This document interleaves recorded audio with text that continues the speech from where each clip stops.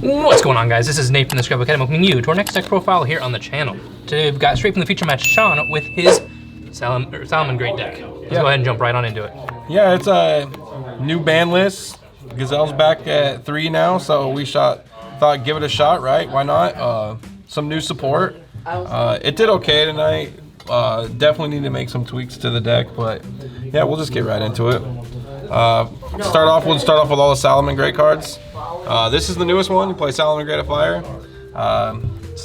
In archetype DD Lady Debug for the deck now. It searches any of the Salad monsters on normal or special summon. This card's also pretty clutch, and it has like a way of getting around Zeus plays. So like if it's in your graveyard, they attack with your Xyz monster. You can just trigger this in the damage step to banish it. It destroys the monster that they would be battling. So it doesn't technically have the Xyz battle the monster, so they can't actually make Zeus off of that. So it's kind of nice. Next, of course, the bread and butter of the deck. You need 3 Gazelle. So glad it's back at 3 now. It's definitely needed. Yeah, the whole deck is just get to Gazelle, get to Gazelle, get to Gazelle. And this just makes the consistency way higher, so you can play a little less of some other stuff and play more of the good stuff, I suppose.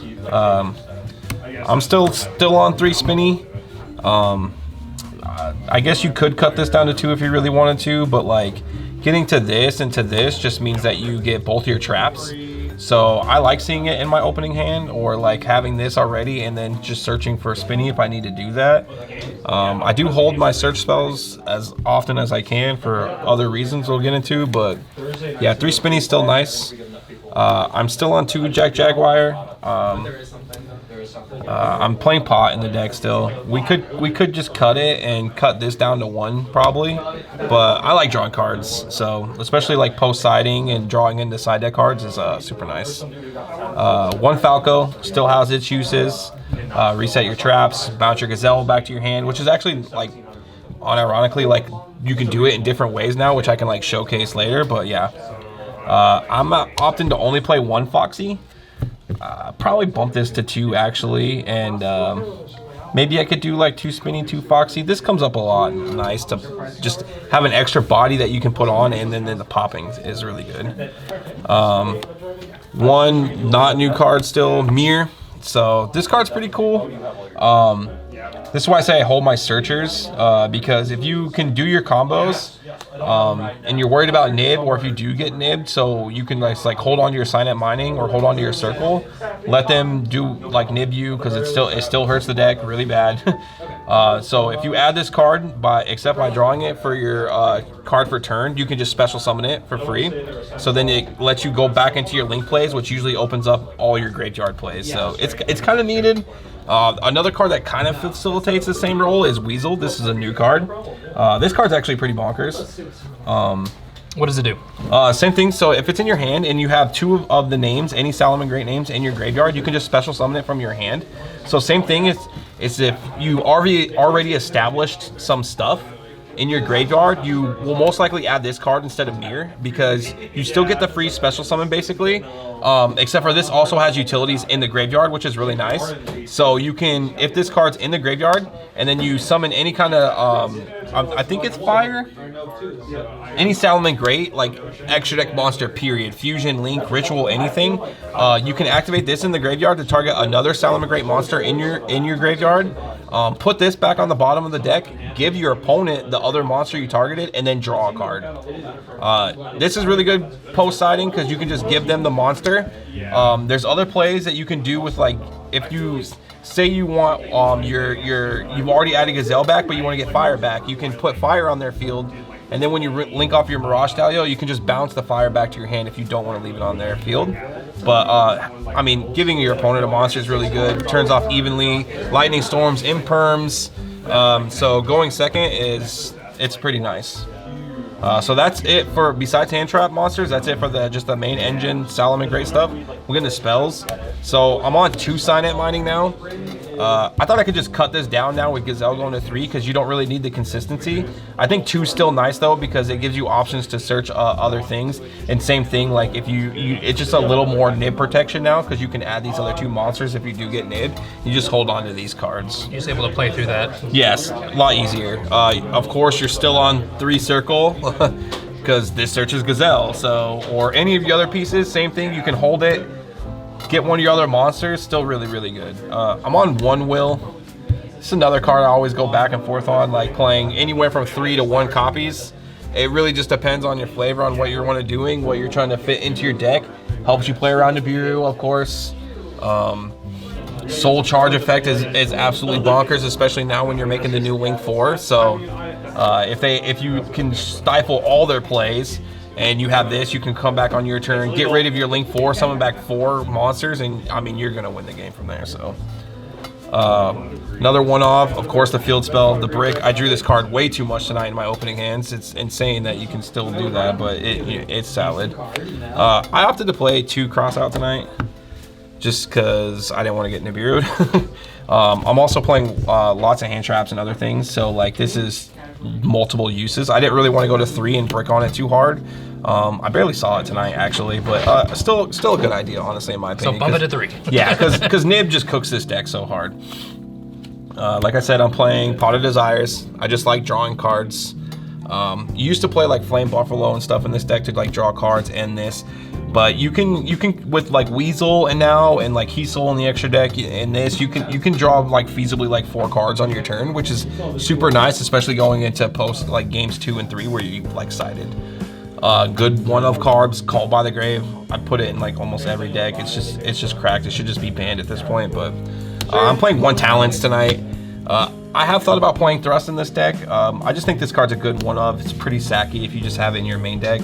I wouldn't play more than 1 though, because you don't want to brick on it and just have it like doing absolutely nothing in your hand. So nothing's worse than top decking into a triple tactics and saying, oh, now what? Yeah. And it's a little board breaky, which is a little different than the other stuff I'm playing. So the hand trap lineup is 3 Nib. Pretty good this format, I've heard.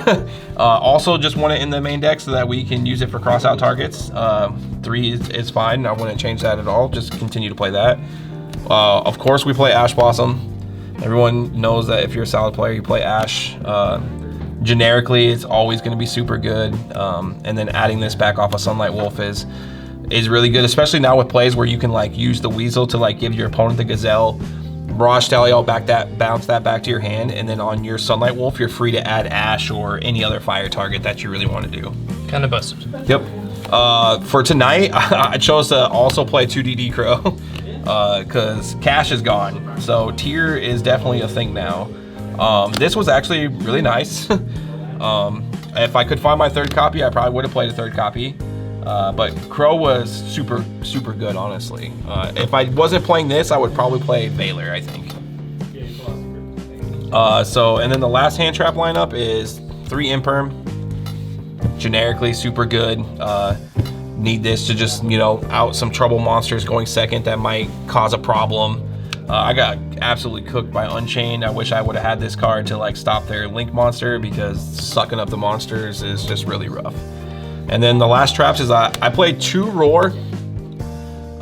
You could easily cut this down to 1. I like playing 2 because a lot of the lines now you are sending this to the graveyard with Gazelle if you already have Spinny or something else, and you're gonna just reset this with its effect. And so it'll leave the field after it's banished. So just having 2 is kind of nice if you get into grindy games, and being able to search the second one. And then the last trap is Rage. This is really good. It doesn't have the same stipulation of coming back, so you're either adding this back or anything, so just one of it's fine. But with the new Link 4 and being reincarnated, this is just like an on-target pop 4 on your opponent's turn, which is really, really bonkers. Sounds honestly. nuts. Yeah. So that's it for the main deck. 42. Could easily just cut pots, play 40 cards. But I like drawing cards, so we played 42. We'll get into the extra deck. So we're still on 3 copies of Balinks. A couple weeks ago I played the little Link 1. That's the dark monster that it can like you can link and then special it back if it was used for a Cybers of 2300 attack or more. It was okay, but I just found myself wanting this card more than anything, and I think 3 of it is still just like mandatory. Very good. I am only playing 2 Sunlight Wolves. I was playing 3, and honestly, there was a time, one point tonight, where I maybe wanted the 3rd one, because it's kind of your only link 2 that's a fire specifically. So sometimes needing to link climb past that without being able to use some of your other attribute Cybers monsters that are linked 2, maybe would need a 3rd one. The extra deck's not too tight, but I could tweak a few things. Playing Heat Soul. This card's really good. Pay 1,000, draw cards. Good. Could you read the effect? Yeah, straight off the card. This is a nice one from the friend. Gains attack to monsters that are pointed to it. Most of the time, if you don't make this like game 1, maybe games 2 and 3, where you're going into your link climbing, you can make this. And if you're really desperate, you can keep it on the field and draw a card on your opponent's turn. But drawing the 1 card is nice, and then even just getting rid of it after that is totally okay. But it just helps you draw into your side deck cards, which is nice. The new big baddie of the extra deck is definitely Raging Phoenix. So this is what you're trying to make turn 1 every turn. You reincarnate link this guy. On summon, he searches any of the spells or traps, so it usually gets you the 2nd trap that you haven't dumped off Gazelle or reset or get will if you think you need that. And then his graveyard effect is really good, where if any of the fire monsters are on the field are destroyed by battle or a card effect, if he's in the graveyard, he can special summon himself back out and then gain the attack of the monster that was destroyed. So usually you just have this one here and then this one in your graveyard, and if this one dies and this one comes back, he gains 2,800 and you got a 5,600 body on the field. That on top of him being the link 4, like I said, for the trap, it's just really good. This is really what the deck needed all along to like actually make it a little more competitive and viable. It's just a big body that wasn't a Sunlight Wolf that just got crashed over because it was only 1,800. So I'm playing the access code package of Splash Mage. You always will play this card, actually, you know it's a water, but just free Monster Reborn of a Cybers monster in your graveyard is super clutch and really good. These are the cuttable cards if you don't want to play this package. Is Update Jammer, really cracked, lets you gain 2 attacks. Transcode Talker, just special back a Cybers monster, and this is letting you link climb into access code, and then of course access code Talker himself. You go through all the attributes. I think you get everything except for a dark, which you can play the link 1 and get, or not a dark, maybe it's a light. Yeah, I think a light monster. And so you get a lot of pops off of it, big beefy guy. But I think I would actually trade this out for the new OTK package with Violet Chimera because it's all fire and it's just a lot easier to hum through the deck, honestly, like that. You're still, of course, on 1 copy of Mirage Stallion. It's at 3, it doesn't matter, you only need 1. If you ever need it again, you just shuffle it back. Still insanely good of just bouncing cards. Very good way of getting problematic monsters off the board, and if you don't want to destroy them. So this is actually pretty good against Unchained if you can get to it. I did play the rank 4s tonight. Specifically, I wanted to play this one because Tier's making such a comeback. I wanted to be able to like have a going first option of just make a Abyss Dweller on them. This is easily cuttable. I just still played it tonight. It's still a good card, but I probably would cut this for something different down the line. That's the extra. All right, real quick, let's jump through that side deck. Yep, side deck, we're gonna go real fast. We're playing Kurikara. This card's really good. It may be falling out a little bit of focus because Kashtira is not like a prominent deck. It was so good against that deck. But it is a fire monster. You can add it back with Sunlight Wolf. Breaks boards, super good clutch card. Still playing 3 Joel and Lockbird. You need this for the combo decks. It's just a good side deck card. I don't think I cut it anytime soon. Playing 3 Bestial still, the 1 Magnuma, it's at 1, 2 Juris Worms. Even though I had Crows in the main, I still wanted even more options against Tier because this is just good. No discussion there. I played 2 Dark Ruler. I thought about playing Thrust, so like that's why it's a little messed up here in the side deck, and I wasn't sure really what I wanted to play, and it definitely needs work. But Dark Ruler was okay. Evenly matched is okay. These 2 combo together is really nice. And then the last one I played was I played 2 copies of Goes and Match.